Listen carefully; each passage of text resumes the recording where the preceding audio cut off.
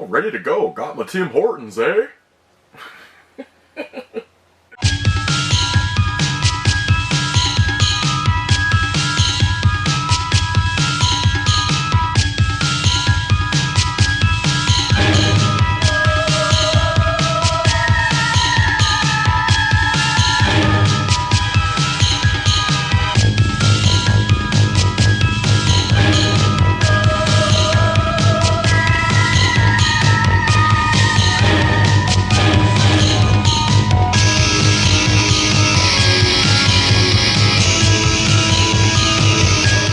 What's up, everybody? It's your boy Mood616, and I'm finally back with another Best of the Blind Buys episode. This is going to be episode number 9, and yes, I'm sorry it took such a long time off from this series because I really enjoy doing these. I really like this series, and I know a lot of people out there also like it, so it's back, episode 9. I'll try to make these a little more frequent. And so what I do here is I usually just talk about 5 films that I obviously blind bought somewhere in the past, and they turned out to be really good films. So first up is a film from 2014, all written and directed by Matthew Garnett. This is an anthology film released by Unearthed Films, and it's called Morris County. Now, this one I was always super intrigued by because I love the cover art on it. I just loved it. And then as soon as I heard it was like kind of like an anthology style film, but not really. It's basically just 3 completely unrelated shorts that are in the film. The cool thing about this movie is that they're not like completely horror. They're kind of like drama horror. If that's like a subgenre of horror films, well, this is, you know, this one right here is kind of the front leader of that. Very dramatic with horror elements in them. So basically the first story is about, and I'm not going to give too much away about these shorts because, well, they're short films, they only run about 30 minutes a piece. So the first film is basically about a girl. She's very, very kind of disturbed and stuff, trying to find herself, and yeah, you know, just some crazy shit goes down in the woods, and yeah, we'll just leave it kind of there. You know, as for the second story, it's about a Jewish family, kind of like a high-class Jewish family, and you know, the father is kind of, you know, struggling with keeping up his appearances, and same with the whole family and stuff, and he's also hiding a very, very dark secret, which is, you know, kind of contributing to why he's not really been around in the public eye too much, around his friends and whatnot. And yeah, so he houses a very dark secret. And the third story on here is basically about an old couple. This old lady, she gets fired from her job, and you know, she's at home with her husband, and he passes away on the couch, and she never does anything with the body. She goes completely insane. And yeah, so basically all 3 of these stories are like, they're very dramatic and very well acted, very well done overall. I was really impressed with this. I didn't really know what to expect from the cover. I kind of assumed that it was going to be a lot more horror related. I mean, it has, you know, little drawings from all 3 of the stories. But yeah, you know, dramatic horror is what it is.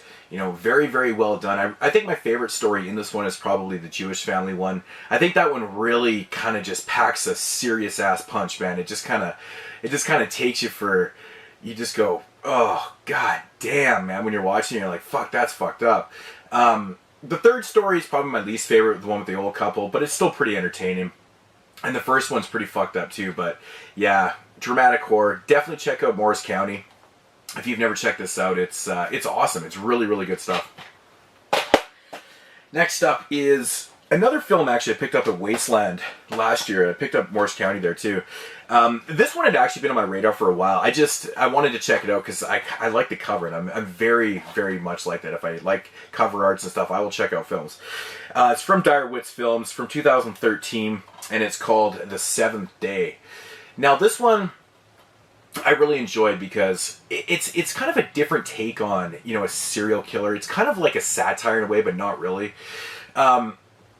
It's very interesting. It's done where he's breaking the fourth wall. You know, he's basically, it's about this guy, you know, and it's about his everyday life. And what he does is he has selections.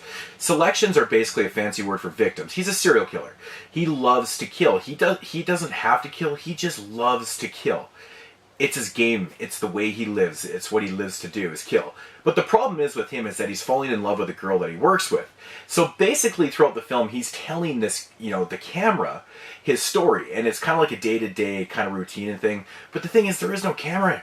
There is no camera crew. It's like kind of all in his head. And it's a really funky, interesting character study of this serial killer.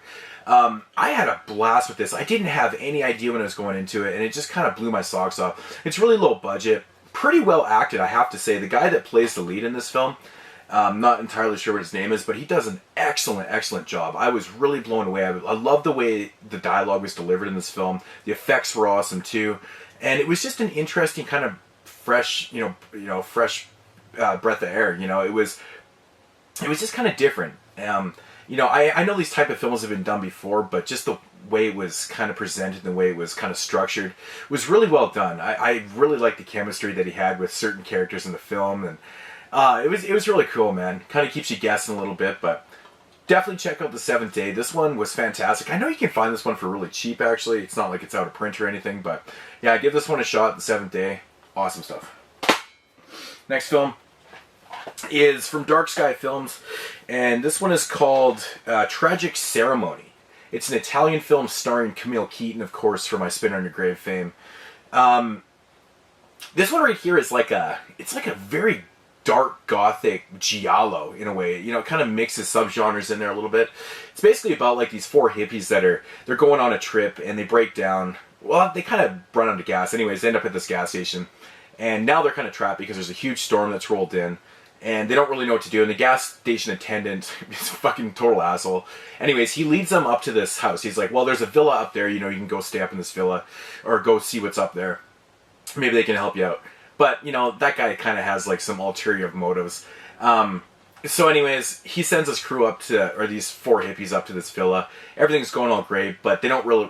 The four hippies don't realize that what's going on in this place is like some kind of satanic cult shit. Anyways... something major goes down, so people end up dying. Now these hippies are on the run from the cops, but there's more to the story than that, and I'll just leave it right there. It's a really, really interesting film. It kind of takes a turn like halfway through the film, and you're like, what the fuck is going on? And then all of a sudden they're being chased by not only the cops, but other people. And it's very interesting, man. Riccardo Ferretta did this film. He's known for doing I, Vampire, an Italian gothic film from like the early 60s, I believe. Really good film, actually. But this is like one of his later films. This might even been one of his very last films, actually, to be honest. But yeah, really awesome film, man. Camille Keaton does a great job in this. I believe this is, it's in Italian, so I believe that it's dubbed in Italian, which is kind of strange, but I love this film, man. I thought it was executed perfectly, it kept me guessing, and it was just a fun ride. It was just a fun surprise. Good music, of course, being an Italian film. They always seem to have really good scores, but I just kind of love the feel and the atmosphere of this film because you don't know where it's going. I will say that the setup, once the ending happens and you kind of think back, you're like, okay, maybe not the greatest in the world, but still definitely worth the watch. I really highly recommend Tragic Ceremony. It's a fun film, especially if you love your Italian, giallos or gothic films or whatever it may be. Check this one out. Awesome stuff.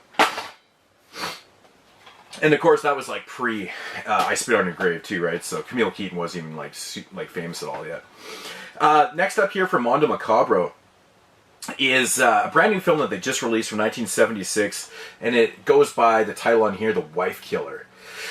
I know this one is also known as The Rape Killer and something else. I think it has like a bunch of different titles. The Rape Killer does make sense to this film. So it's basically about a guy, a broke-ass husband who's married to like this really wealthy woman, and he doesn't really love her, and now he wants her dead because he wants to collect the insurance money and stuff. So he basically hires on this guy that's been going around raping and killing women in the city. So he's like, well, this guy's perfect. We can pull this off. He can rape and kill my wife, and he'll just think it was, part of his scheme kind of thing. Well, so he hires on this guy. Anyways, the rape killer gets a little kind of paranoid, and he kind of figures that this guy's going to fuck him over. So he has his own agendas and stuff, and then bam, everything just kind of goes crazy from there. Really, really well executed film. This is a Greek film, directed by, I'm not even going to try that name. But yeah, really, really interesting kind of cat and mouse game that it turns into, involving the cops, of course, with the rape killer and the husband. Yeah, this was awesome. It's very, very much like a giallo type film, but kind of nasty with the rape kills. And I don't know, man, I really enjoyed it. It just kind of floored me one night. I wasn't really expecting a whole lot from this, being like the wife killer. I was like, Greek giallos, I'm not really too sure what to expect from this, but it turned out to be fantastic. I really, really enjoyed this film. It was great. Awesome music in it too. Like I said, it's kind of gritty and nasty. You know, it's just, it's one of those films that you pop on and you just kind of get floored by it, you know. But I love the ending of this film. I loved it, like just how everything kind of comes together and goes down. It's pretty cool stuff. But The Wife Killer, definitely give this one a shot from Mondo Macabro. Just came out. I believe you can get this one for like 18, 19 bucks or whatever. I know Mondo Macabros are really kind of pricey for people, but worth the money. Good stuff. And I think the transfer on that's actually in full screen for some weird reason. I don't know, it's kind of strange, but.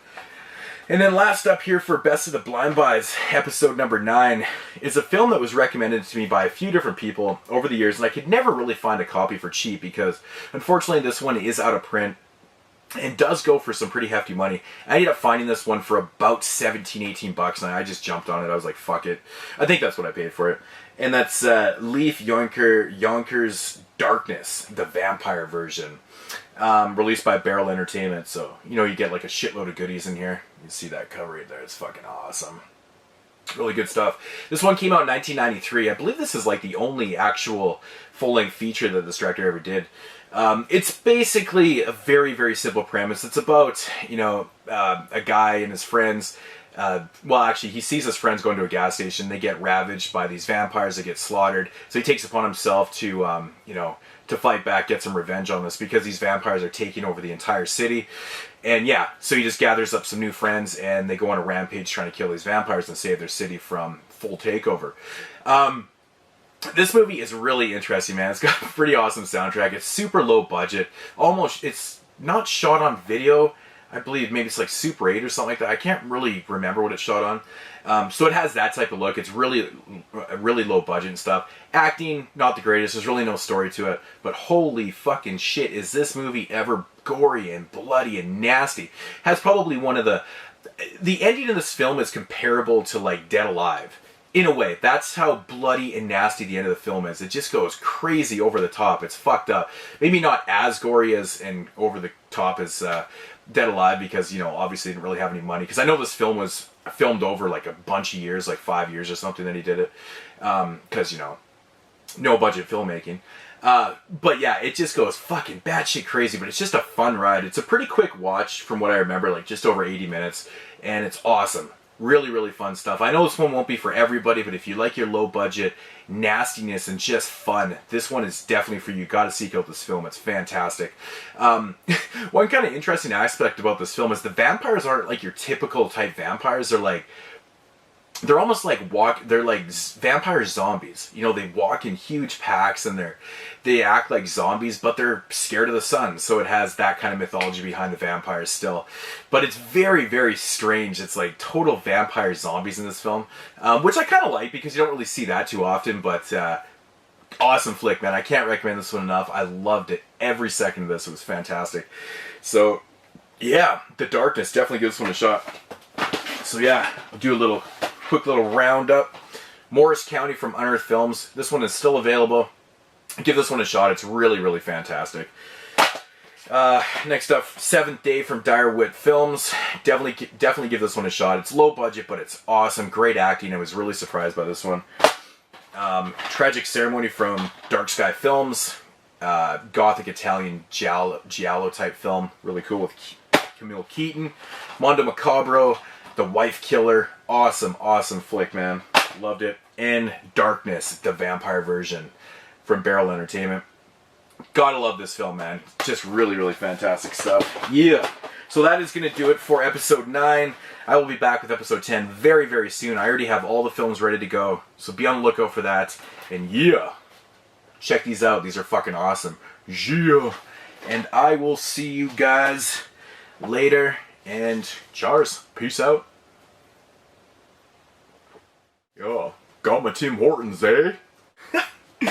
Gotta love Tim Hortons tea. It's so good. Oh, yeah. Man, this shit has so much damn caffeine in it, man. I'm just like fucking vibrating.